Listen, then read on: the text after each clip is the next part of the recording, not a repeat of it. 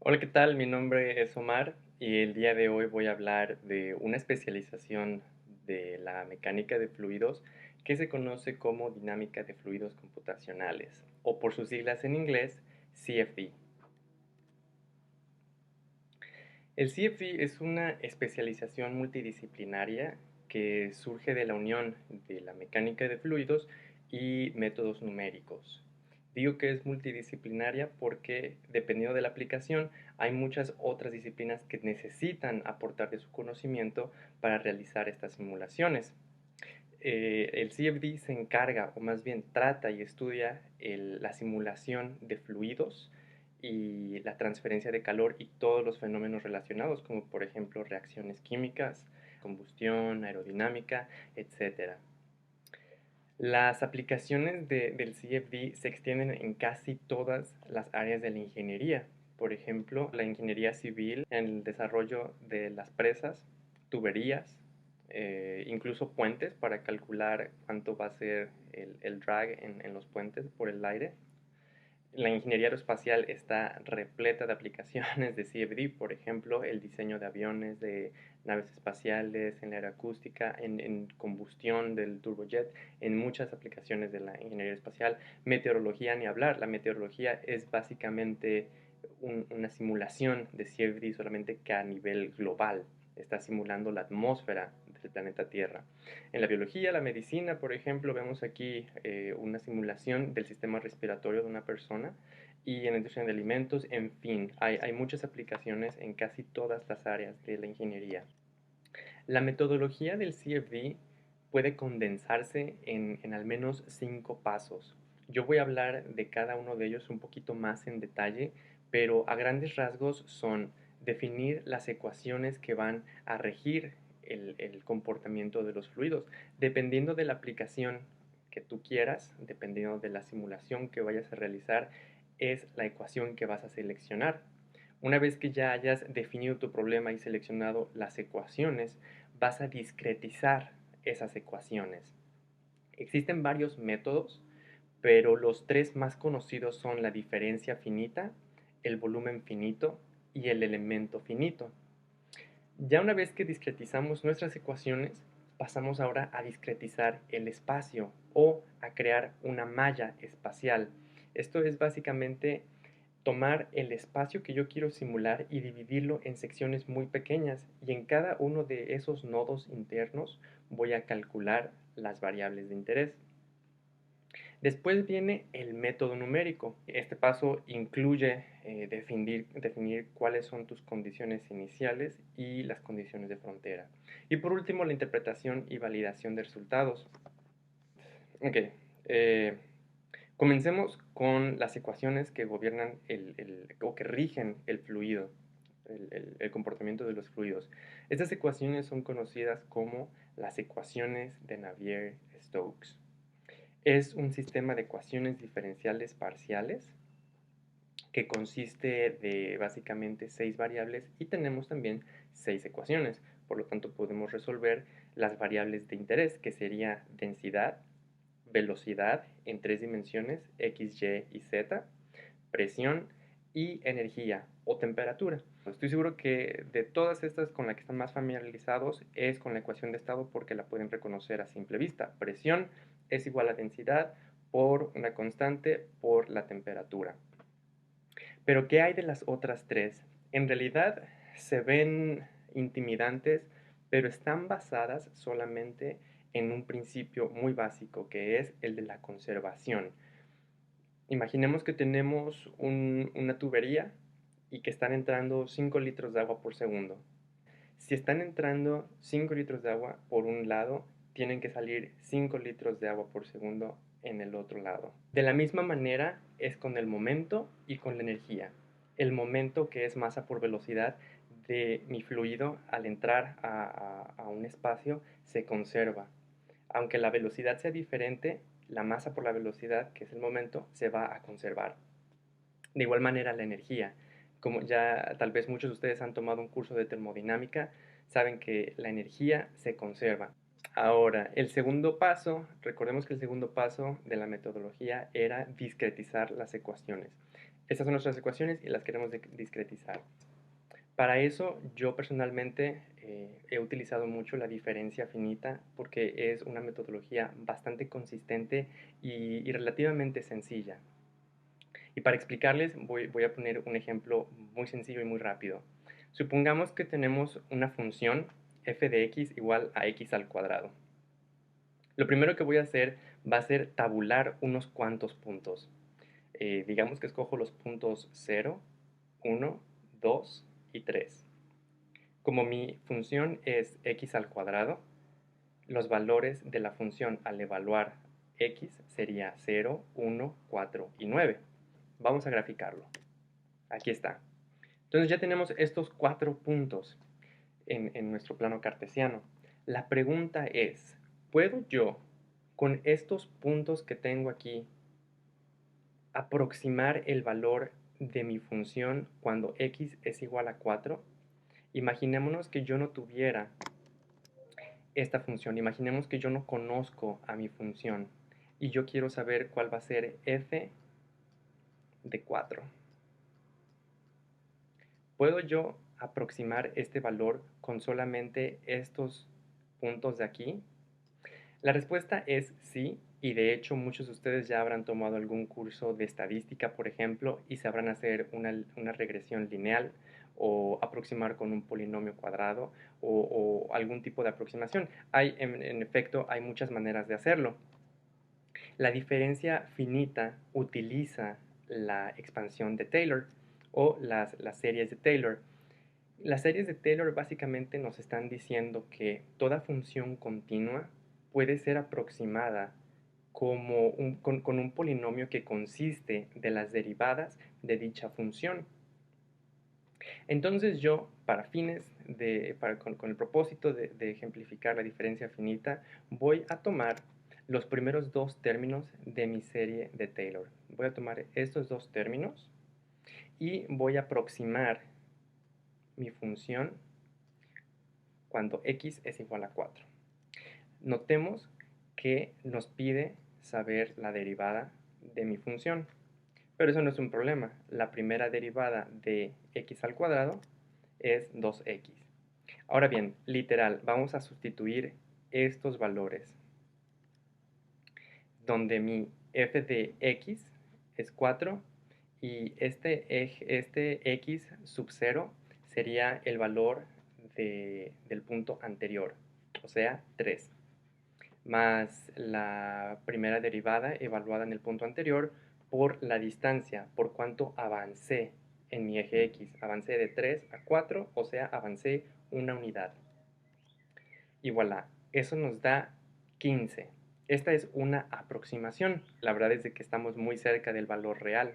Pero si yo quisiera una aproximación aún mejor, aún más real, ¿qué es lo que haría?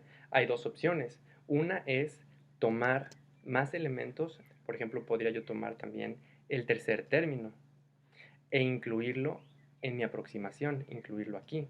La otra sería que mi paso, mi salto de aquí a aquí, que no sea tan grande, sino que sea más pequeño. Por ejemplo, decir que mi delta x, en lugar de que sea 1, que sea 0.01, por ejemplo. Eso ya es muy pequeño. Entonces, como es un paso muy pequeño, la aproximación se va a volver mejor. Y puedo estar avanzando, avanzando, avanzando hasta llegar a f de x igual a 4. Y bien, si ponemos ese punto aquí en la gráfica, sabemos que va a empezar a tomar forma de una parábola. En la diferencia finita, recuerden las ecuaciones de Navier-Stokes, son ecuaciones diferenciales parciales. Lo que nos interesa es la derivada. Entonces, lo que yo voy a hacer es despejar de aquí, de esta expresión, despejar la derivada. Podría decir que esta es la versión discretizada de la primera derivada. Ahora nos vamos a la malla espacial. Como ya les mencioné, o incluso aunque no se dieron cuenta, en el ejemplo anterior ya hicimos una malla. Dividimos nuestra línea, nuestro eje X, lo dividimos en secciones. Entonces, por ejemplo, digamos que yo quisiera simular un pistón de un carro y en el cilindro en la parte de arriba tiene dos válvulas, una de combustible y una de aire. Digamos que yo quiero simular qué es lo que pasa cuando se abre la válvula del aire. Quiero saber cómo es que entra el aire al cilindro. Bueno, esta geometría es muy sencilla y en dos dimensiones la puedo aproximar como simplemente un rectángulo, así. Si este es mi espacio en el cual yo quiero simular mi fluido, lo único que tengo que hacer es, mi malla va a ser muy sencilla porque solamente tengo que hacer líneas horizontales y verticales y esa va a ser mi malla espacial. Entonces, en cada punto voy a poder calcular la derivada y entonces voy a poder calcular todas las variables que se encuentran en las ecuaciones de Navier-Stokes. En este caso es súper sencillo porque es un plano cartesiano lo que necesitamos poner dentro de nuestro espacio. Ahora, bien, ¿qué pasa cuando yo quiero simular un flujo a través de una figura más compleja? Por ejemplo, el ala de un avión, un perfil aerodinámico. Imagínense que están tratando de aproximar un círculo con un cuadrado. Entonces, si le aumentamos los lados al cuadrado, por ejemplo, que sea ahora un pentágono, se va a aproximar más a un círculo. Y si lo hacemos un octágono, se va a parecer aún más. Y si le ponemos ahora 12 lados, 15, 20 lados, entre más lados le pongamos a nuestro polígono, más se va a parecer a un círculo. Bueno, el mismo concepto se aplica aquí. Cuando yo tengo una figura más compleja, lo único que hago es dividir en más secciones mi espacio. Pero en realidad, ¿es eso práctico? Por ejemplo, en este perfil aerodinámico, no importa cuántos puntos nosotros pongamos, nunca vamos a poder aproximar 100% el perfil. Hay una mejor manera de hacer las cosas. Y para eso entramos a lo que se conoce como planos curvilíneos o coordenadas curvilíneas. Y hay una herramienta súper poderosa que se llama transformación de coordenadas. Quiere decir que yo puedo tomar un plano curvilíneo, lo puedo convertir, es un mapeo. Voy a mapear cada punto en mi plano curvilíneo, lo voy a mapear en mi plano cartesiano. Y entonces sí puedo trabajar fácilmente con el plano cartesiano. Eso se llama transformada de coordenadas. Bien, ya definimos nosotros las ecuaciones, ya las discretizamos y ya discretizamos nuestro espacio. Ahora viene el método numérico. Supongamos que tenemos el problema de un alambre muy delgado. Puede ser de cobre, puede ser de oro, puede ser de plata. Simplemente es un alambre. No me interesa mucho el material porque lo tengo entre dos superficies. Una superficie está a 100 grados Celsius y la otra está a 0 grados Celsius. Y yo lo que quiero es encontrar la distribución de la temperatura. ¿Cómo se va a ver la temperatura a lo largo de mi alambre? Ok, si recordamos un poquito la ley cero de la termodinámica, vamos a saber que si este alambre está puesto entre estas dos superficies, en algún momento va a llegar a un estado de equilibrio térmico. Dibujemos nosotros nuestro eje X y nuestro eje Y, por ejemplo, que sería este el X y que sería este el Y. Algo que podemos notar es que como es un alambre muy delgado, el cambio de temperatura en el eje Y es casi insignificativo comparado con el cambio de temperatura que va a haber en X. Por lo tanto, yo puedo olvidarme de este término y mi ecuación se va a reducir aún más. Ahora bien, también supongamos que yo no tengo ninguna fuente de calor. Si tuviera yo alguna fuente de calor, por ejemplo, un foco o una vela o cualquier fuente que empiece a calentar o a tomar calor también del alambre, mi ecuación cambiaría y en lugar de que sea igualada a cero, habría aquí algún tipo de función. Pero en este caso no lo hay, entonces va a quedar muy simple. Va a quedar reducida a este término de aquí. Muy bien, primer paso, que era definir la ecuación, ya está. La ecuación que está gobernando este fenómeno es esta ecuación de aquí. El segundo paso es discretizarla. Esta es la forma continua. Si recordamos las series de Taylor, incluso despejamos la primera derivada. Bueno, yo puedo también despejar la segunda derivada y la voy a sustituir aquí. Entonces, en otras palabras, puedo decir que discreticé mi ecuación. Esta sería mi forma discreta de la ecuación. ¿Por qué? Porque estoy basando mi segunda derivada en términos de la temperatura en ciertos puntos de mi alambre. Entonces de aquí lo que yo puedo hacer es despejar este término de aquí, TI. Lo despejo y encuentro que mi temperatura en cualquier punto es igual al promedio de la temperatura de los puntos adyacentes. Entonces procedemos ahora a discretizar nuestro espacio, que era el siguiente paso. Tenemos nuestro alambre, que para los fines de este ejemplo digamos que mide 1 metro de longitud. Entonces lo que voy a hacer yo es discretizar mi espacio, empezar a poner nodos adentro de mi alambre. Entonces yo seleccioné simplemente 0.25, 0.5 y 0.75. Ahora lo que yo voy a hacer es literal tomar esta fórmula, la forma discreta de mi ecuación, la voy a tomar y voy a calcular la temperatura en cada uno de estos puntos. Pero nosotros no tenemos la temperatura en los nodos adyacentes. Por ejemplo, aquí yo no me sé la temperatura en el nodo anterior y en el nodo que está después. Entonces, ¿qué es lo que voy a hacer? De esto es lo que yo les estaba hablando cuando les dije que dentro del método numérico tenemos que definir cuáles son nuestras condiciones iniciales y nuestras condiciones en la frontera. Las condiciones de frontera serían estas dos. Temperatura de 100 grados Celsius cuando x es 0 y temperatura de 0 Celsius cuando mi x es 1.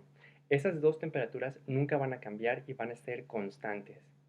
Y precisamente porque son diferentes va a haber un gradiente de temperatura, que es lo que yo quiero calcular. Quiero calcular cómo se va a distribuir la temperatura a lo largo del alambre.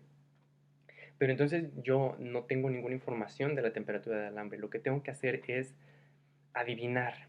Y es aquí donde se vuelve un poco complicado porque yo tengo que usar mi conocimiento. Y no es que yo tenga que saber la respuesta antes de calcularla, porque no tendría sentido. Simplemente tengo que tener un buen criterio para, para proveer una condición inicial. Esto no quiere decir que yo tengo que adivinar el valor exacto, simplemente tengo que dar un valor que tenga sentido, ¿cierto? Por ejemplo, si mi temperatura aquí es 100 y aquí es 0, quiere decir que mi temperatura va a ir de 100 a 0, más o menos así, va a estar distribuida, ¿cierto? No puedo yo decir que mi temperatura aquí va a ser de 200, por ejemplo. Eso no tendría sentido, físicamente no tiene sentido. Para fines de este ejemplo, voy a suponer que la temperatura en todos los nodos es de 0. Puedo yo estar muy lejos del resultado final. Simplemente me va a tomar más iteraciones en llegar al resultado final. Entonces, no se preocupen mucho si al principio no tienen mucho conocimiento de cuál va a ser mi condición inicial.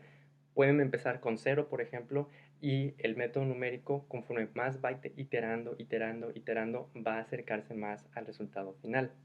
Con esta primera distribución que yo adiviné, que a mí se me ocurrió a lo loco, 0, 0, 0, voy a sustituir esos valores aquí en mi fórmula y voy a ver qué valores me van a dar.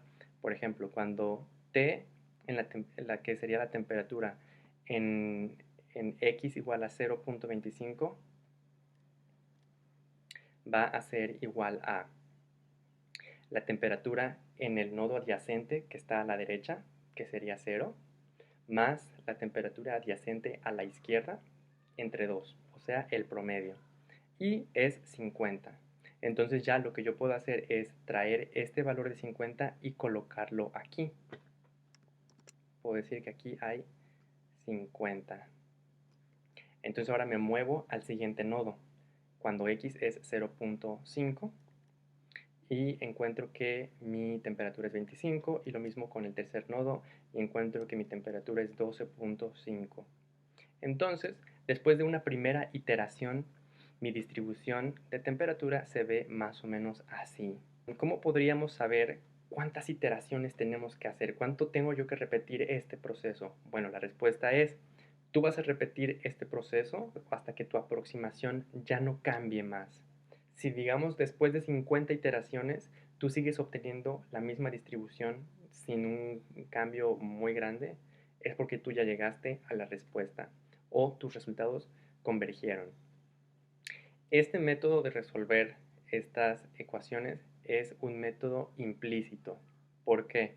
Porque tú vas a iterar una y otra vez, hasta que tú llegas a la respuesta. Existe otro método que es el método explícito, que básicamente te permite a ti resolver tu distribución de temperatura en un solo paso. Y para eso, lo que yo voy a hacer es tomar esta forma discreta de mi ecuación y en lugar de despejar TI, voy a simplemente a sustituir los valores en cada uno de mis nodos, tal cual. Y voy a encontrar un sistema de ecuaciones. Con este sistema de ecuaciones lo puedo yo manipular un poco y presentarlo en forma de matriz. Y nos quedaría de esta manera. En esta forma nos podemos dar cuenta que este sistema de ecuaciones se puede resolver muy sencillo si yo invierto esta matriz. Si yo invierto esta matriz, puedo resolver mis temperaturas. Lo voy a hacer, pueden utilizar cualquier herramienta de álgebra lineal, pueden incluso utilizar software, pueden utilizar MATLAB, una calculadora, lo que quieran. El punto es que de un solo paso, y listo, esta es la respuesta final. Esa es la distribución de temperatura. Entonces yo sé lo que están pensando. Omar, ¿por qué estás perdiendo tu tiempo siquiera explicándonos lo que es el método implícito cuando de un solo paso puedo resolver utilizando el método explícito? Bueno, este caso fue muy sencillo. ¿Cuántos nodos yo tenía a lo largo de mi alambre? 3 solamente. Imaginen que están trabajando con una simulación que tiene 1 millón de nodos, por ejemplo. Van a acabar con una matriz de 1 millón por 1 millón de puntos. E invertir esa matriz va a requerir de una supercomputadora. Entonces, hay ocasiones en las que es más fácil utilizar el método implícito y otras veces en las que es más rápido utilizar el método explícito. Pero con ambas vas a llegar al resultado. Cada una tiene obviamente sus ventajas y desventajas. Por ejemplo, una ventaja del método explícito es que tú no necesitas adivinar la distribución. Tú no necesitas proveer las condiciones iniciales de antemano. Simplemente tú resuelves tu sistema de ecuaciones y listo, ya tienes la respuesta. Una desventaja es que cuando ya tienes un espacio con muchos nodos, invertir la matriz puede volverse muy complicado. Ahora bien, en el ejercicio de simulación que les voy a proveer, yo tomé las ecuaciones de Navier-Stokes y bajo ciertas condiciones las pude reducir a este sistema de ecuaciones que ven aquí. La primera condición que yo estoy poniendo es que es un flujo en 2 dimensiones. Cuando yo solamente tomo 2 dimensiones, puedo eliminar una de las del momento, entonces no voy a tener yo velocidad en el eje Z, solamente en X y en Y. Después voy a asumir que es incompresible. Eso quiere decir que mi densidad va a ser constante. La densidad no va a variar. Voy a conservar el término viscoso porque me interesa saber cuál es el efecto de la viscosidad en los fluidos y es no estacionario. El hecho de que sea no estacionario lo podemos ver porque existe este término de aquí y este término de aquí. Eso quiere decir que yo voy a ver cómo U va a ir variando en tiempo. También ve cómo las componentes de velocidad van a cambiar con el tiempo a lo largo de mi simulación. Esto no quiere decir que con estas ecuaciones no pueda yo calcular, por ejemplo, el fluido estacionario. ¿Qué pasa si yo abro la llave del lavamanos? Al principio el agua sale con turbulencia, pero pasado un tiempo cuando las condiciones a la entrada de la tubería ya no cambian, si se mantienen constantes, el flujo se va a volver estacionario porque va a dejar de cambiar con el tiempo. Entonces, yo puedo utilizar estas ecuaciones y calcular el estado estacionario. Simplemente tengo que dejar que la simulación avance y avance y avance en tiempo hasta que ya no cambie más. Ahora bien, en el código que les voy a proveer hay 3 casos o 3 simulaciones que pueden ustedes realizar. El primero es el flujo interno a través de una tubería con un área constante. La segunda simulación es esa misma tubería, pero ahora tiene una deformación. La tubería está deformada y van a poder ver cómo el flujo cambia gracias a esa deformación que hay en la tubería. Y la tercera simulación va a ser algo que se conoce como una cascada de turbina. Yo puedo simplificar esta turbina, la puedo simplificar de esta manera y hacer la simulación. Ahora bien, les voy a enseñar cómo correr la simulación.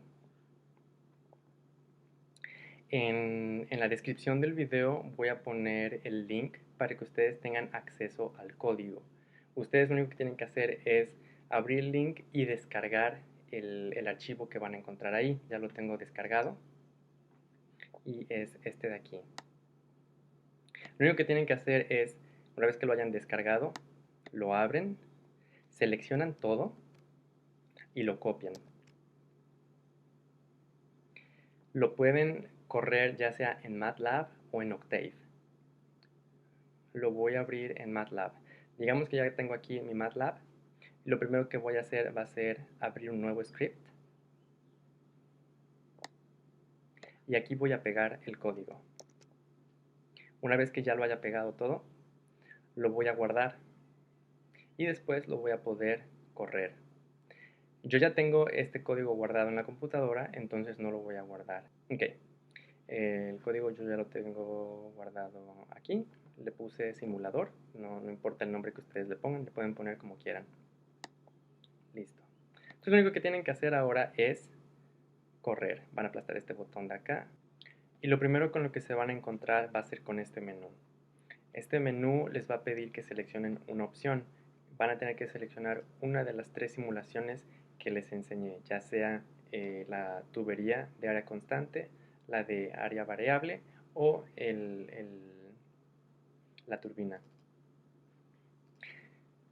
En este caso voy a seleccionar simplemente la tubería. Me pide ahora el Reynolds Number, que voy a seleccionar 200, solo para ejemplo. Y me pregunta si quiero visualizar la malla espacial. Voy a mostrarles la malla solamente para que la vean. En realidad no tienen que mostrar la malla cada vez que corran el código. Pero así es como se ve. Así es como discreticé el espacio de la tubería. Bueno, después me pide que si quiere mostrarme el Jacobian. El Jacobian tiene que ver con la transformada de coordenadas. Como esa tubería, la discretización, no utilicé un plano cartesiano y hay una transformada. Este Jacobian tiene que ver con esa transformada. ¿Qué tan bien hizo esa transformación? Por ejemplo, si la muestro, selecciono 1 y doy Enter y aquí está mi Jacobian. Así es como se ve el Jacobian. Si se dan cuenta, los valores van desde 1 hasta aproximadamente 5. Si esos valores fueran, si dentro del Jacobian hubiera un 0 o un número muy grande, habría problemas y quiere decir que no puedo utilizar esa discretización de espacio. Tengo que utilizar otra malla. En fin. Inmediatamente después de eso, el código lo que va a hacer es empezar a calcular mis variables. Y lo programé para que mostrara los componentes de velocidad en el eje X y en el eje Y. Eso sería esta de aquí y este contour de aquí. Aquí a mi izquierda tengo yo la velocidad resultante, es decir, que si sumo vectorialmente U más V, así es como se va a ver y este es el espacio vectorial.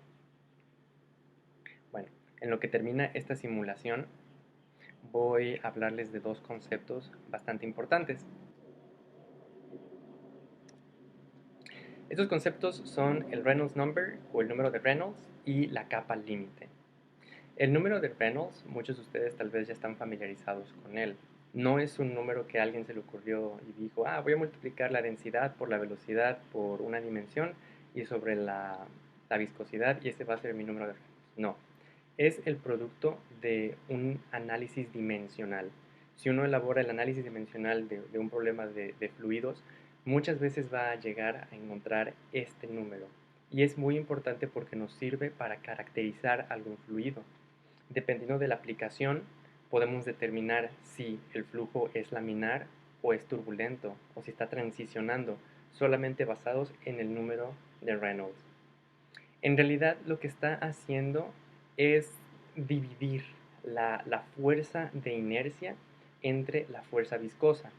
En otras palabras, es ver quién gana, si mi momento o la fuerza viscosa. La fuerza viscosa, acuérdense que la viscosidad quiere detener el flujo, es análogo a la fricción. Ahora bien, en el caso de las simulaciones que les estoy proveyendo,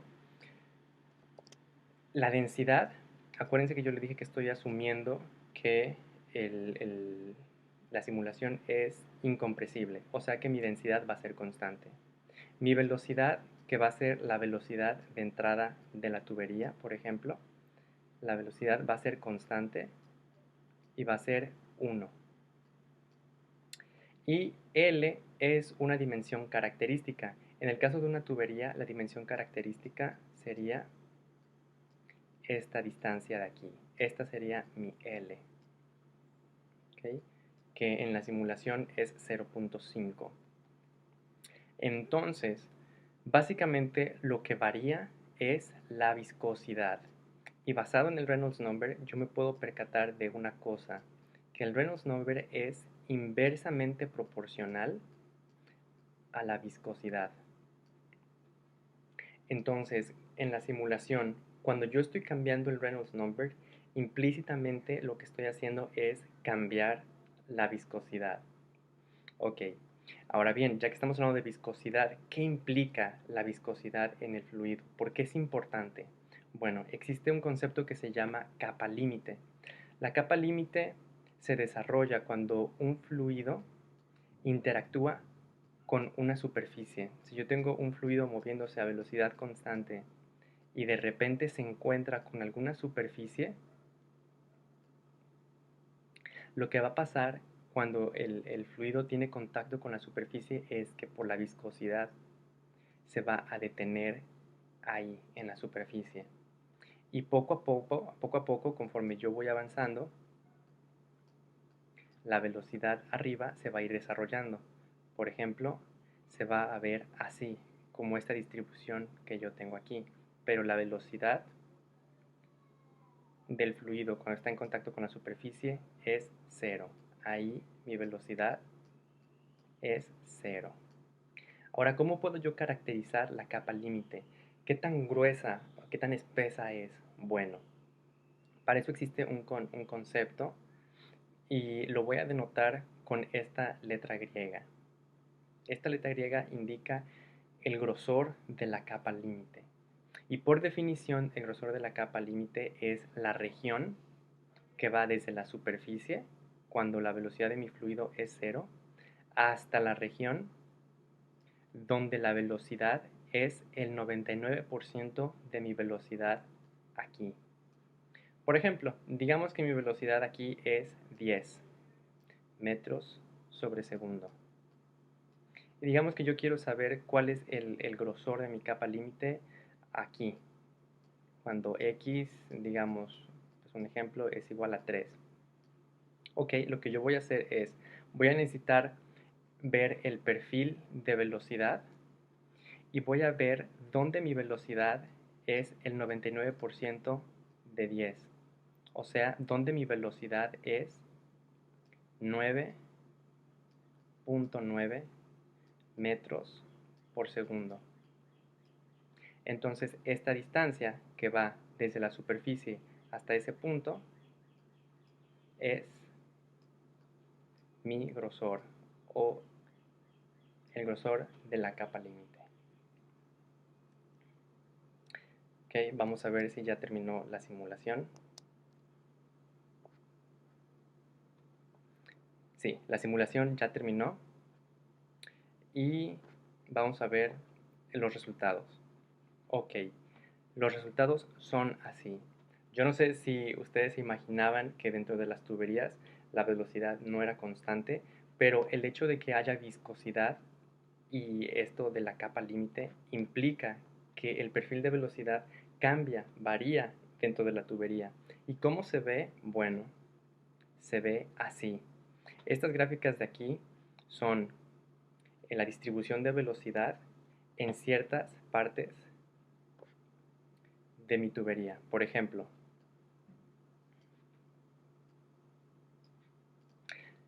aquí yo veo que mi distribución de velocidad en x igual a 0.03, o sea, por aquí más o menos, se ve así. Y conforme yo voy avanzando en x, mi perfil va cambiando, se va a empezar a ver parabólico. Entonces, si yo les digo a ustedes, calculen cuál es el grosor de la capa límite, ¿qué es lo que tienen que hacer? Tienen que ver en qué punto mi velocidad es el 99% de mi velocidad entrante. Recuerden, la velocidad entrante es 1. Entonces, una manera muy sencilla de hacerlo es, pueden poner un data tip, por ejemplo, lo voy a hacer aquí. Y conforme voy moviendo, voy a ir viendo los valores. En X es velocidad y en Y es distancia. Por ejemplo, aquí. El valor más próximo a 0.99 es 0.93. El siguiente es 1.096. Ahí ya me pasé. Ahí la velocidad ya es la de entrada. Entonces me voy al valor más próximo al 99% de mi velocidad. Y veo que mi grosor corresponde a 0.04. Ese sería mi espesor o el grosor de la capa límite. Y conforme yo voy avanzando en X, la capa límite va también cambiando. Bien, por último, los ejercicios que yo les propongo es que hagan la simulación del caso 1 y pongan los números de Reynolds 100, 1000 y 10.000. Y por cada caso van a calcular el grosor de la capa límite a una distancia aproximadamente x igual a 2. Cuando x es aproximadamente 2, ¿cuál es el espesor de mi capa límite? Y van a explicar las observaciones. Van a ver que con el Reynolds number va a cambiar ese grosor de la capa límite. Expliquen por qué está cambiando, aumenta o disminuye con el Reynolds number. Tiene que ver con lo que yo les explicaba del Reynolds number. En el caso 2, pueden hacer la simulación con los números de Reynolds de 100, 1000 y 5000. Y pregúntense, ¿qué pasaría si la deformación de la tubería fuera más profunda? ¿Qué creen que pasaría? Van a poder ustedes observar esa capa límite y van a ver la forma que está tomando alrededor de esa deformación. Y en el caso 3, pueden correr el Reynolds de 100, 500 y de 1000 y cuestionarse qué está pasando con el coeficiente del levantamiento y tratar de explicar por qué con el Reynolds number va cambiando el coeficiente de levantamiento. El coeficiente de levantamiento está relacionado con qué tanta fuerza va a tener. En otras palabras, con qué tanta fuerza va a girar el rotor en la turbina. Y bien, eso sería todo. Espero que les sea de mucha utilidad el código y puedan aprender más de la mecánica de fluidos.